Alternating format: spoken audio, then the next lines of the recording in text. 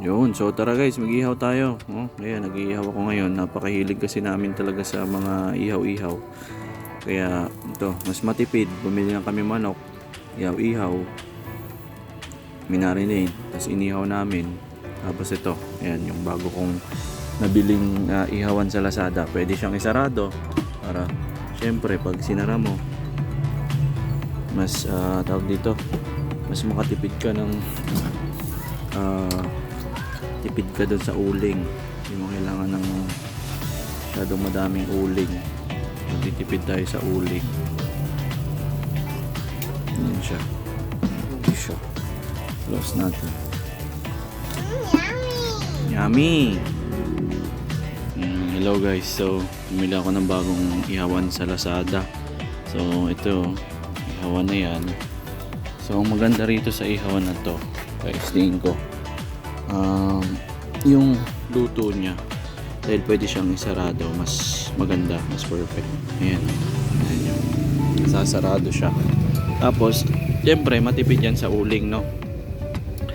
Tipid siya sa uling dahil yun nga, pwede mo siyang isarado sa yung heat niya. Siyempre makukulob yung init niya, and yun, mas magiging maganda yung kanyang yung init niya, no? Maluluto pati yung nasa ibabaw. So yan, ito siya, ganda siya. So ayan, nag-iihaw na ako ngayon. Testing natin.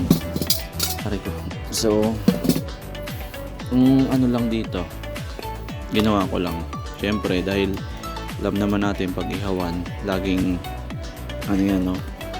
Bilad sa init. So dahil bilad sila sa init yung mga ihawan, mabilis kalawangin, mabilis masira. So yun lang yung tingin ko na kailangan kong i-check, no, dito sa product na to, kung gaano siya kabilis. Pero makita nyo yung kulay niya, meron siyang gray color, no? So pininturahan ko po yan siya ng ano, parang primer, para syempre mas tumagal siya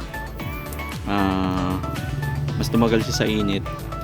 At huwag din kayo mag-alala dahil ano yan, bago ko yan dinutuan, so inano ko muna siya, binilad, pinatuyo, tapos ininitan ko muna yan siya ng walang pagkain, syempre para yung ibang mga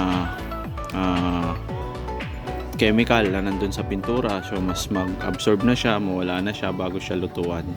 So yan, ganyan siya, no? So yun, ito yung bago kong nabiling product sa Lazada. Dito ay sponsored, no, na ano ko lang, i-review ko lang tong product na to.